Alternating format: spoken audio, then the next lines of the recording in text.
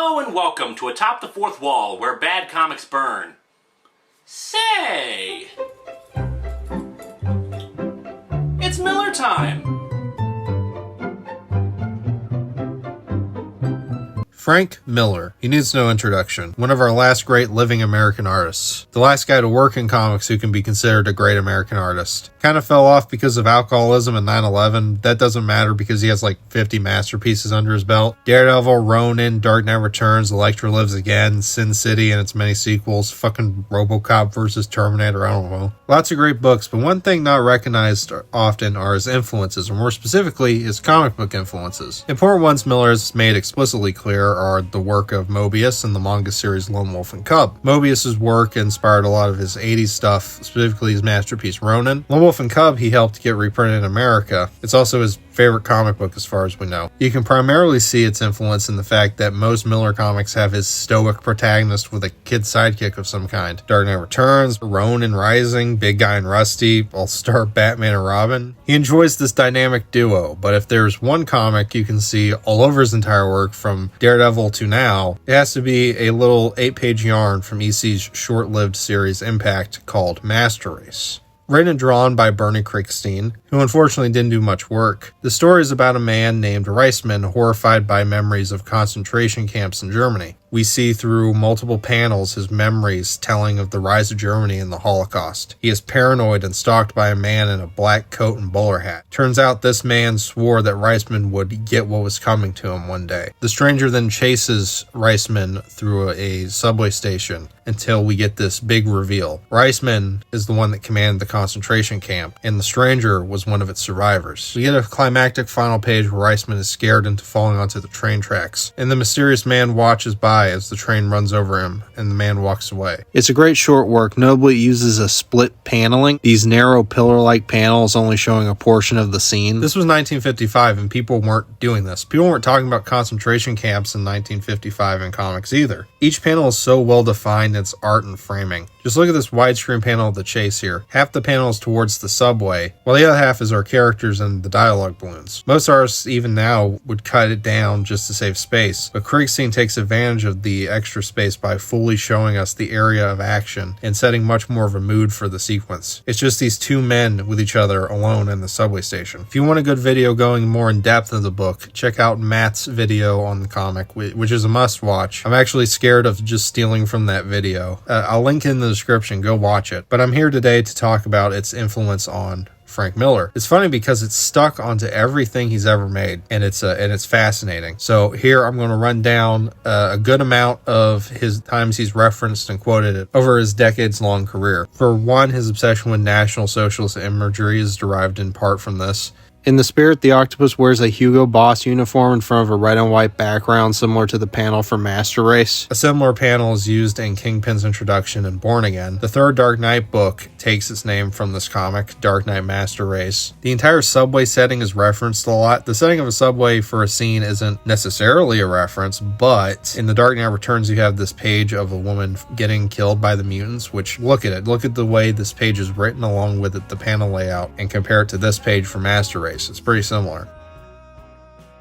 There's also the two men falling onto the rails before Superman saves them in issue 3. That's very similar to Master Race. In Daredevil Love and War, there's a scene with Victor being paranoid on the subway. Victor's face is pretty similar to the stranger's face in the flashback panel, just to add to that. Holy Terror has a couple notable ones. The exact framing of the widescreen panel I mentioned earlier is reused in this introduction to the Jim Gordon analog. There's this minor character, David, who's bald, wears a black hat and coat, and has a big star David on his face to tell you he's Jewish. And he very much resembles the stranger. And I wonder what purpose referencing a story about the Holocaust has to do with a book reacting to 9/11. The Jewish stranger shares a lot of strong visual similarities to the Yellow Bastard from Sin City, along with the way that the Yellow Bastard stalks Hardigan is very similar to what happens in Master Race. In Daredevil 168, we have a straight-up recreation of the 4-panel fall with a character failing to hop a fence. In Daredevil 169, we have the largest and most direct reference of his career, where we have Daredevil falling off a subway platform in divided panels homaging Master Race, and the famous scene where Matt moves Bullseye off the tracks to stop him from getting run over by the train. Very similar to the last page of Master Race, just with the man saving the person is a nemesis instead of letting him die. The tracks and train even show up again in 181 with Daredevil and Bullseye's rematch. And let's not forget the split paneling of Bullseye falling to his fate. He uses the split paneling a lot, like in Ronin it's used a ton. And it's even in books he didn't write, like Wolverine. And of course in Sin City there's a yarn called Rats that's the same beat for beat story about a Nazi facing vengeance from a presumably Jewish man for what he did at a concentration camp. It's Miller doing Master Race, told in 7 pages instead of 8. I'm sure there's way more I'm missing out there, and if you know anyone's,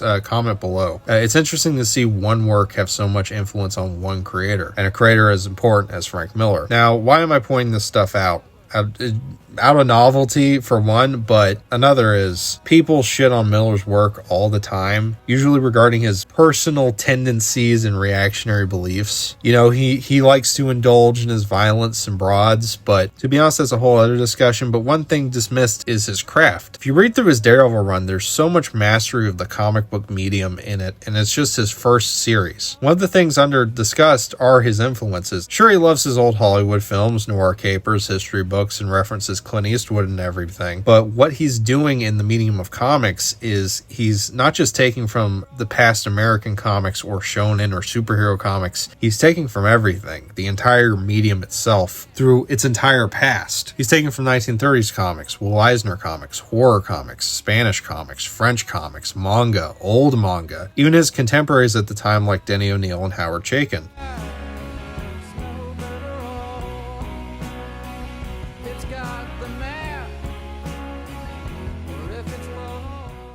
He's remixing and quoting. Some could compare this postmodernism to Tarantino, which I think is a bit simple-minded since Tarantino's use is often more aesthetic and zeitgeist conscious. When Tarantino copies the good and the bad and the ugly, he tells you very directly that he's copying the good, the bad, and the ugly. It's more comparable to what Bob Dylan does with his music, taking from old music, old poems, songs from around the world to create something new. He's crafting a simulacrum of the medium itself, and that's not the only comparison you can throw to him and Dylan.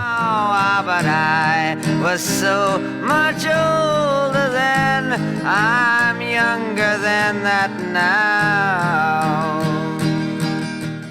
A lot of comic creators, even the greats, take from either their recent contemporary work or shonen manga most of the time. But Miller, the thing Miller is taking from the most is an 8-page EC Comics story. He's drawing from the past to show us what comics used to be, could be, and should be. And even at his most schizophrenic, he was trying to push towards something new for the medium. You read The Dark Knight Strikes Again, and you look at its art, and it's absurd, it's different, it's kind of ugly. But he was definitely trying to push aesthetically something new for the medium, while respecting the past Silver Age at the same time. If you look at something like Copra, it very much is similar to The Dark Knight Strikes Again, and people love its aesthetic.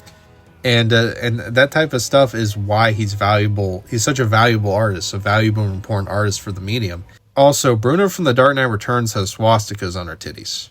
That's a very important reference to the Master Race. Anyway, I've been Deets, and go ahead and read the Master Race. I'll link it in the description. Go read Frank Miller. Let's go. It's Frank Miller Summer. Watch The Spirit. That's a good movie. I like The Spirit. I got to make a video on that because that one's fun.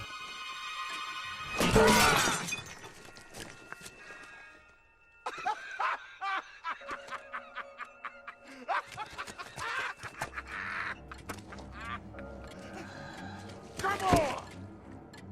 Toilets are always funny.